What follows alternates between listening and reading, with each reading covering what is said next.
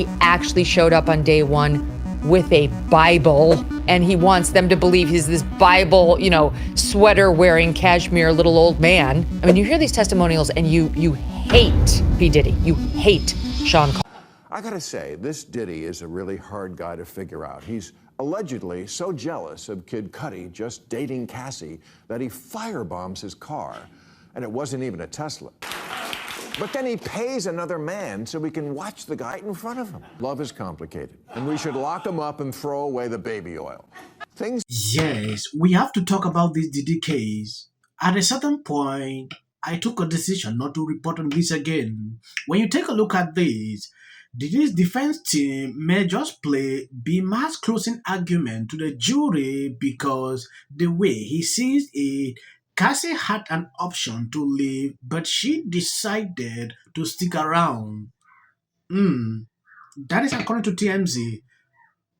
B. Maher's segment actually highlight a lot of things. Watching Fox News the other day, they said Diddy might walk away. On this clip, we are going to take an exclusive look into what is going on exactly. I have a couple of videos I'm going to show you. But before I do that, if you love what I'm doing here, please subscribe. And if possible, share the video. Bring in David Gelman, former prosecutor and a criminal defense attorney. David, welcome. Hey, Mike, good to be here.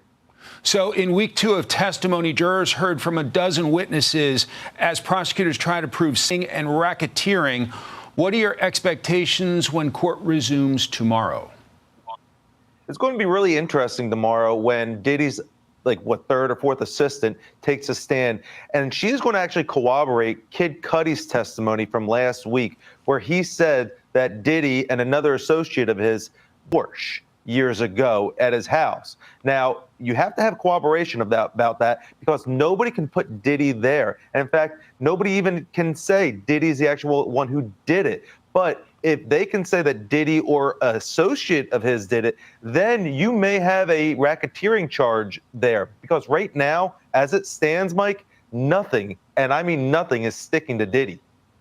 Diddy's lawyers are trying to make the case that his escapades do not amount to federal crimes. How difficult is that argument? I think they're doing a fantastic job, honestly. Look, everybody has said, and Diddy's lawyers even said it in their opening statement, Diddy is not a good guy. However, what we've heard so far from the testimony of Cassie and the other individuals does not amount to the federal charges that he's being charged with right now. I'm not going to say anything that we heard is very good because it's all horrific. However, the state or the government in this particular instance needs to prove beyond a reasonable doubt that he conspired to racket. So far, they're falling way behind in this. And I know there's a lot more to go in this trial because they're saying it's going to be about 8 weeks. Yes, I believe you've heard him. That is his opinion pertaining to what is going on. He's an attorney. I'm nobody. I'm just a reporter. Now going into this video. I'm going to bring the audience up to speed on what's happening in the Diddy trial. Well, the central theory of the case is that Diddy's long-term girlfriend, Cassie Ventura, and others were not participating in his weird romps voluntarily, but were essentially coerced into them by threats and or force by Diddy, who had this weird obsession with bizarre involving workers, tons of baby oil, and lots of lube. If I hear that word one more time from reporters I respect, and it's just so jarring. In any event, that I used to think that this revolved solely around the workers, who they definitely have proven he used regularly. But I was corrected on that by a source close to the case, that the theory is that the girlfriends themselves were being, because while they may or may not have been voluntarily participating in some of these so-called freak-offs, in many of them, they were doing it just because they were being threatened by Combs, either threatened with a beating or threatened with the exposure of tape that he had made of them while they'd been doing earlier freak-offs. And that's really where the prosecution's going to make thing. There's no question they've proven transportation of, they've got that, and each one of those is potentially a 10-year sentence. So he's definitely looking at some very serious jail time on the least of the serious charges, which I just think they've proven 6 ways from Sunday. And then there's the big claim, which is RICO, racketeering conspiracy. And for that, you have to prove that somebody's basically running a crime organization, that he lives in crime. He regularly engages in crime with the help of those around him. And to prove RICO, you only need 2 predicate acts, so 2 acts of crime. The prosecutors have spent this trial so far, we're in week 2 or beginning of week 3, by proving multiple. I mean, multiple. They opened the case with that infamous videotape from the Intercontinental in LA of Diddy beating Cassie Ventura outside in that hallway and then dragging her back into the hotel room. Right there, you've got assault back. And there's been multiple testimony introduced of him beating her several times. Right now, they're in the midst of trying to prove that he blew up or tried to Kid Cudi's car. This is another singer who testified himself about how Diddy and he were seeing the same woman, this Cassie Ventura, the star witness. He didn't realize that she was still with Diddy, but when Diddy found out, he went over to his assistant's, Diddy's assistant's house. She just left the witness stand, saying, her name is Capricorn Clark. She said he came, he was brand. Yes, the way Meghan Kelly is looking at this is like this guy will be found guilty of all these. But when you look at this attorney on Fox News, contrary to what she said, total different scenarios. Like I said, people have different opinions on these reasons. It is extremely difficult to actually even report on these as a result of this. If these people can have different ideas, then who am I to even comment on topics like this? When I look at it, hmm, I don't want any person that is doing this kind of thing into the society. Yeah, they need to be behind bars. That is my opinion. But when I continue to look deep into what people are saying, B's opinion is that Cassie had the options to leave.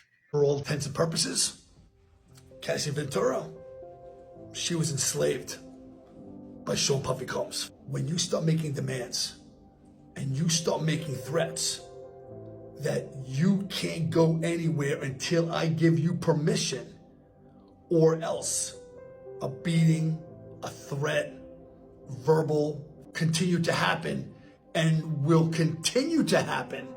I gotta say, this Diddy is a really hard guy to figure out. He's allegedly so jealous of Kid Cudi just dating Cassie that he firebombs his car. And it wasn't even a Tesla. But then he pays another man so we can watch the complicated. And we should lock him up and throw away the baby oil. Things have changed enough so that moving forward, the rule should be, if you're being abused, you gotta leave right away. Now, I completely understand why in the past women often did not do that. I understand, as counterintuitive as it seems, why an abused woman would send complimentary texts or emails to her abuser after the abuse. In an era where women felt, for good reason, that OG predators like Bill Cosby and Harvey Weinstein never be held accountable, why not at least get something out of it? These men were surrounded by all sorts of enablers. No one listens to women or takes them seriously era anymore. And I'm aware that it can be difficult to leave an abusive relationship. New grand bargain. We take every accusation seriously, but don't tell me any more about your contemporaneous account that you said to 2 friends 10 years ago. Tell the police right away. Don't wait a decade. Don't journal about it. Don't turn it into a one-woman show. And most importantly, don't keep. If Diddy walks free, it will be because his lawyers can point to an endless stream of text from Cassie expressing what's often called enthusiastic consent to their life. If you're Me Tooing someone, it doesn't help your case if you texted him, "Me too. I just want it to be uncontrollable." If you want us to think you weren't always ready to freak off, don't write, "I'm always ready to freak off." That is it. Thank you guys for always being there sharing out my videos. I don't want to make it long for clips. You see, after this, that is just for the YouTube algorithm. These people don't want to recommend my videos.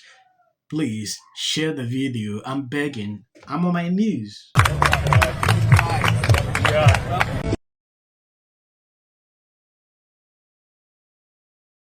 People line up for my advice. and you're walking away like I'm stupid. It's like, Why don't we choose more carefully who we're going to lionize? why marriage, infertility, trying to have kids makes things difficult. It's like She's seriously depressed about how hard it is to live in the White House. Post this morning alleging that since I said I will prevail. It also shouldn't be racial. Require Carmelo to run. He had 100. Has been overwhelming. The lies and their amplification. This is not going to end. Right is right and wrong is wrong. All good. If you see any clips after this, that is just for the YouTube algorithm. what if he says self-defense? There's no self-defense because kids in here and resolve this issue is called conflict resolution. Again, the evidence is still coming in. This is definitely a self-defense case because it always is one until you... Because she's fearful of what might happen to her. followers for anything. And then Registration Act is talking about Term, and you will be very... Once again, the field was littered with Wintour does. And black people don't want to live around ratchet black. how bad is his reputation going to be? Go to your search bar, type